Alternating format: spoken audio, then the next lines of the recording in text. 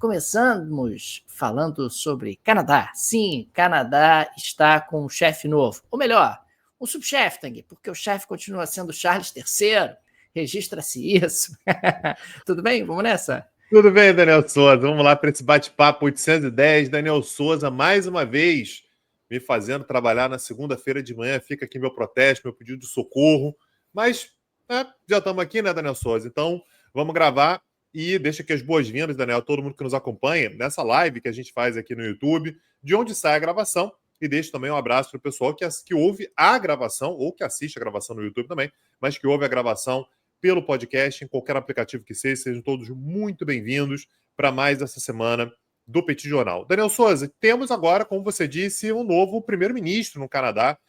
Não foram as eleições ainda, né? Teremos eleições ainda esse ano. As eleições elas têm que acontecer até o dia 20 de outubro. Aliás, é provável que elas aconteçam, inclusive, antes. Inclusive, a gente vai trazer motivos aqui para essas eleições serem antecipadas. Mas o fato é que o Justin Trudeau, que já era primeiro-ministro do Canadá há quase 10 anos, né? Só para marcar aqui a data, Daniel, ele assumiu o cargo de primeiro-ministro no dia 20 de novembro de 2015. Tá? Então ele estava se encaminhando aí para 10 anos de mandato, né? Para 10 anos assumindo o cargo, e agora, portanto, ele deixa o cargo, né? A gente falou bastante sobre isso, ele anunciou que não permaneceria como líder do partido dele, e pelas regras canadenses, né, como aliás em várias outras partes do mundo, você troca o líder do partido governista e, portanto, o novo líder do partido governista assume como primeiro-ministro. O novo primeiro-ministro canadense, portanto, eleito ontem com 86% dos votos. Naturalmente, somente quem vota são os filiados ao Partido Liberal, então cerca de 150 mil pessoas, foi Mark Carney. Né? Então ele conseguiu 86% dos votos, superou, portanto, a Chrystia Freeland, que era uma pessoa, aliás, bastante próxima ao Justin Trudeau, e agora, portanto, ele, Mark Carney, será o novo primeiro-ministro canadense. Mais uma vez, ele não tem um mandato completo pela frente, ele vai apenas até as eleições, a não ser que ele seja eleito. Então ele já disse que vai convocar eleições nos próximos dias, então em breve a gente vai saber que dia que vão acontecer as eleições canadenses, mas ele naturalmente já aparece como o candidato do Partido Liberal para disputar contra o Partido Conservador as próximas eleições. Um detalhe importante, Daniel, é que ele não é parlamentar, o que não é muito comum. Normalmente você escolhe para ser o próximo líder do partido governista ou para ser o primeiro-ministro alguém que é parlamentar. Isso não é a primeira vez que acontece, não é um empecilho, não é impossível você se tornar primeiro-ministro sem ser parlamentar, mas por tradição, imagina-se que ele deva buscar o mandato o mais rápido possível. Então, na próxima eleição, naturalmente, vai se fazer um esforço bastante grande para que ele, Mark Carney, para conseguir permanecer como primeiro-ministro e tudo, ele tenha também um cargo de parlamentar no Canadá. Olhando para ele, Daniel, assim, pensando por que ele foi eleito, a gente percebeu que o Justin Trudeau, na verdade, o Partido Liberal, de uma forma geral, vinha muito mal na avaliação popular. Né? A avaliação do Partido Liberal era péssima, principalmente por uma certa percepção de que era um partido que estava sendo mole diante das ameaças de Donald Trump. Então, esse era um dos pontos principais. Claro que você tinha um encarecimento muito grande do custo de vida, um problema severo quando a gente fala sobre a questão imobiliária, tudo isso contribuía bastante, mas a percepção de que o Canadá não estava reagindo à altura às ameaças que Trump vinha fazendo. Tanto é que a própria popularidade do Justin Trudeau se recuperou nos últimos meses, nas últimas poucas semanas, a partir do momento em que ele começou a responder ao Trump. Então ele foi lá e ameaçou retaliar, ele começou a falar sobre os recursos naturais canadenses, que ele não se importava, ir para a briga e tudo. E, portanto, o Mark Carney, Daniel, em grande medida, ele reflete essa capacidade de um líder canadense de endurecer o jogo com Donald Trump. Principalmente pelo fato de que ele fez a carreira dele, Daniel, como governador do Banco do Canadá. Na verdade, ele fez uma longa carreira na Goldman Sachs, né? Então, entre 1990 e 2003, né? Ele teve na Goldman Sachs, mas ele teve um destaque maior à frente do Banco do Canadá, onde ele permaneceu de 2008 a 2013. E depois, Daniel, eu queria te ouvir sobre isso, ele foi eleito como 120º governador, né, presidente do Banco da Inglaterra. Aliás, o primeiro, e até agora o único, presidente do Banco da Inglaterra que não é um britânico, Daniel. Então, queria que você falasse sobre isso. Ele permaneceu nesse cargo de 2013 a 2020, pegou um período conturbado da Inglaterra ali, né?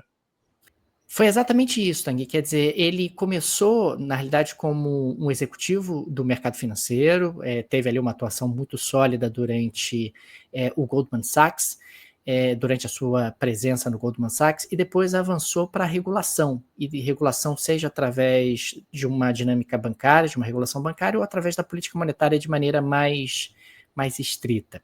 Nós tivemos ele como o equivalente a diretor do Banco Central do Canadá, depois ele se torna o equivalente a presidente do Banco Central do Canadá, depois ele vai para a FSB, que é justamente um órgão internacional que busca a estabilidade no mercado de capitais com o estabelecimento de regras para a solvência bancária. É importante destacar que ele foi o governador do Bank of Canada, ou seria o equivalente a presidente do Banco do Canadá, durante a crise de 2008. E em 2013, ele vai se tornar presidente justamente do Bank of England, da autoridade monetária local. É interessante porque não existe essa restrição a você não ser inglês. Então, o Bank of England, na época, colocou um job prescription, né, justamente para que as pessoas pudessem se candidatar. Ele se candidatou e acabou sendo escolhido. E foi presidente do Banco da Inglaterra, a autoridade monetária britânica, quase durante um longo período, 7 anos, e enfrentou também a dinâmica do Brexit. Depois, ele foi para a ONU, né, passou a ser responsável por questões relacionadas a finanças e meio ambiente, o que mostra que ele já tem aí uma presença em organismos multilaterais muito sólida e está longe de ser, digamos assim, um antiglobalista ou alguém que vai querer rasgar o papel das instituições do ponto de vista internacional. Isso é algo muito claro no perfil dele, um profundo conhecedor de mercados e de dinâmica macroeconômica, que vai trazer toda essa bagagem como primeiro-ministro do Canadá agora. Aliás, ele estava à frente do Banco da Inglaterra, né, Daniel? Não apenas no Brexit, mas ele também pegou o primeiro ano da pandemia, né? No início da pandemia, ele era presidente do Banco da Inglaterra. Então, ele pegou realmente algumas situações bastante complicadas. Isso o capacitou diante do público, diante dos filiados ao Partido Liberal, a olharem para ele como uma boa alternativa ao Justin Trudeau. Apesar dele ser do mesmo partido do Justin Trudeau, ele era um crítico ao Trudeau, então o que ele disse várias vezes é que o Canadá não conseguia atrair investimentos na sua potencialidade, que era um país que poderia atrair muito mais investimentos do que vinha atraindo de fato. Uma curiosidade, Daniel, ele tem 3 nacionalidades, ele é naturalmente canadense, ele também é irlandês e britânico, né? Isso é curioso porque ele conseguiu a cidadania britânica enquanto ele era presidente do Banco da Inglaterra, não é como você disse, né, Daniel, não é um pré-requisito, mas enquanto ele estava lá, ele conseguiu residência permanente e depois ele se tornou também primeiro-ministro britânico. E ele pode sim ser considerado um outsider. Ele nunca teve um cargo eletivo, ele é um cara que naturalmente maneja bem a política, afinal de contas, para ser presidente do Banco Central, obviamente você tem que estar ligado ali nas questões políticas, né, nas internas políticas, mas ele nunca foi eleito para nada, então ele é de fato um outsider.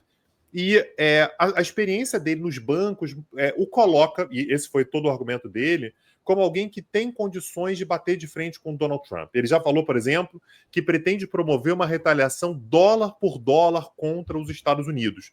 Se os Estados Unidos colocarem tarifas de $1, a gente vai colocar $1. Não importa, vai ser um reflexo, né? A ideia dele é de fato refletir. E aí eu falava, Daniel, que talvez ele tenha inclusive a intenção de antecipar as eleições. Por quê? Porque a popularidade do Partido Liberal vinha muito em baixa. A gente chegou a ter o Partido Conservador nas pesquisas 20 pontos percentuais à frente do Partido Liberal. Era praticamente uma garantia de que o Partido Liberal não permaneceria no poder assim que viessem as eleições gerais. Daniel, as últimas pesquisas estão mostrando praticamente um empate. Ou seja, pode haver a intenção do Mark Carney, que vai ser primeiro-ministro a partir de agora, de antecipar para tentar pegar essa boa onda, né? Esse bom momento de popularidade, de crescimento da popularidade do Partido Liberal, né? Para tentar permanecer no poder durante mais um mandato. Vamos ver, naturalmente a gente vai acompanhar, não temos data ainda, como eu disse, as eleições elas têm que acontecer até no máximo dia 20 de outubro, mas é bastante provável que aconteça em algum momento antes dessa data, Daniel.